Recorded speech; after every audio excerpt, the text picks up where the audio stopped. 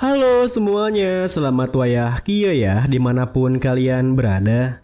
Kembali lagi bersama Mamang dan di video kali ini kita bakal lanjutin manhwa pembalasan sang anjing pemburu.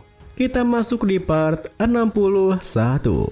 Di awal video ini, beberapa hari kemudian, di dalam Hall of Darkness milik klan Morgyu, ada sebuah tempat yang tak bisa dijumpai oleh kekuasaan kekaisaran dan bahkan tersembunyi di pengawasan keluarga Morgyu. Tempat ini hanya diketahui oleh para Grand Counselor di Hall of Darkness, ruang bawah tanah yang memiliki lebih dari 600 lantai. Tempat ini disebut dengan Hall of Darkness B666. Kini, di lantai terbawah tempat tersebut, terlihat Camus yang tengah berlatih nekromansi bersama dengan Master Snake, di mana Camus yang menciptakan Undead Warrior bertanya, "Bagaimana menurutmu, Master?" Master Snake yang tak menduganya pun menuturkan, "Tidak kusangka kau sudah bisa menciptakan Redbird. Kemampuanmu memang sangat luar biasa." Tentu saja, apa yang dikatakannya itu bukanlah pujian biasa, di mana pada saat itu Master Snake berpikir, kau baru saja terjun ke dunia nekromansi. Tapi bagaimana caramu berhasil melangkah sejauh ini? Ada banyak emosi yang muncul, iri hati, egoisme, ketakutan, afeksi, dan kesedihan. Apa yang ku cari di wajah yang sangat mirip dengan kau saudariku itu? Kenapa kau mengizinkan anak ini untuk bergabung dengan Hall of Darkness? Di saat Master Snake berpikir seperti itu, ia dikejutkan ketika melihat Undead Redbird-nya lenyap terkikis bersamaan dengan Camus yang berkata, "Tentu saja, aku masih belum siap. Aku masih belum bisa membangkitkan orang-orang mati." Master Snake pun menatapnya membalas, "Apakah yang mencoba merapalkan Magic Circle of Full Revival? Mantra itu sangat sulit untuk dipelajari.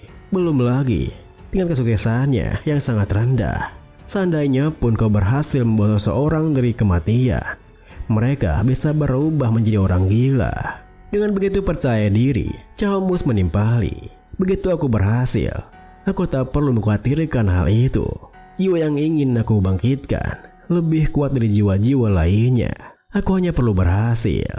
Melihat sikapnya yang seperti itu, sebuah pertanyaan pun muncul dalam benak Master Snake. Sebenarnya, apa yang ia lihat dari gadis di depannya ini?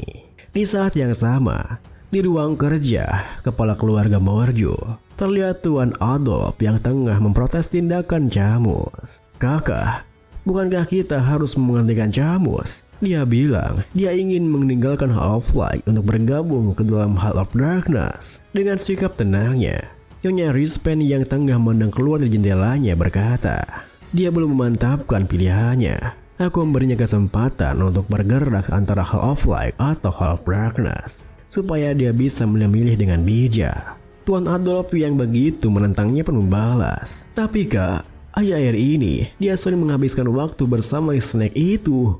Nyonya Rispen menimpali, "Dia sedang membantunya. Sudah cukup, aku tak mau mendengar ocehanmu." Tentu saja, sikapnya yang seperti itu membuat Tuan Adolf terkejut, di mana Tuan Adolf hanya terdiam menatapnya dengan wajah kekecewaannya.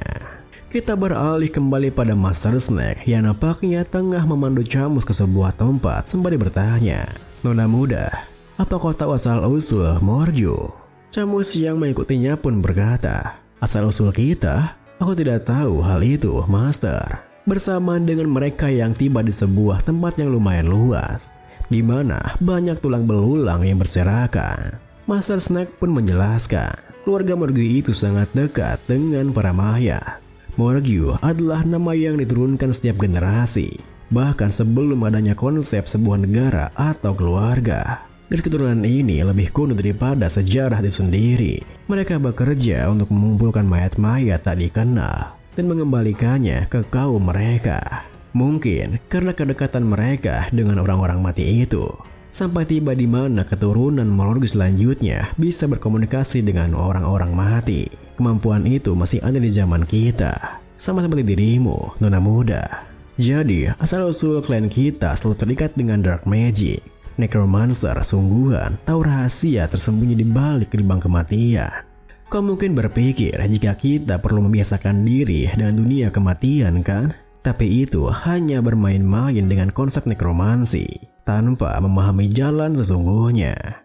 Pertama-tama, kau harus takut mati. Ingatlah nona muda, Necromancer sejati adalah dia yang paling takut mati, di mana dia berpura-pura untuk tegar dan kuat. Namun, dalam hatinya sangat menghindari hal yang paling ditakutinya. Sebelum mencoba memahami kematian, kau harus memahami kehidupan. Necromancer sejati paling senang dengan kehidupan, sambil merasakan kesedihan para orang-orang yang sekarat, namun tetap ingin mengetahui segalanya. Mendengar penjelasannya, Camus yang penasaran bertanya, sepertinya Necromancer itu sangat mirip dengan para Megatausain, bukan monster yang dibayangkan oleh makhluk umum. Apa kau bisa bertanya sesuatu? Kenapa Master Snake bergabung ke Hall of Darkness ini? Master Snake mengingat dua saudaranya pun melanjutkan, sederhana saja. Saya dan bayangan, tanpa satu sama lain, dunia akan amruh. Camus yang merasa aneh dengan jawabannya pun berkata, "Hah? Lagi-lagi? Anda tidak jelas, Master." Beberapa hari kemudian, di lantai terdalam Hall of Darkness B666, Camus yang begitu bersemangat menghampiri Master Snake yang telah menunggunya, di mana ia menunjukkan kertas berisikan sebuah magic circle hasil kerja kerasnya. Master Snake, tada! Ini magic circle full of revival yang ku buat berdasarkan risetku sendiri. Seketika itu juga, Master Snake yang terkejut bukan main pun mengambil kertasnya sembari berpikir. Model yang lebih canggih dibandingkan semua metode yang ada. Bahkan setelah ku periksa beberapa kali, magic circle-nya terlihat sempurna. Necromancy itu berhubungan langsung dengan jurang kegelapan. Sejauh mana dia menatap jurang itu sampai dia bisa melakukan ini? Saat Master Snake berpikir seperti itu, Camus yang tersipu malu berkata, "Master, aku ingin bantuanmu saat aku mengaktifkan magic circle ini." Melihat sikapnya yang seperti itu, Master Snake pun menyadari jika Camus berbeda dengan dirinya, karena tak seperti dirinya yang terkikis oleh jurang kegelapan. Camus tidaklah termakan olehnya. Hatinya masih sangat bersih, meski dia sudah menatap pengerian itu selama ini.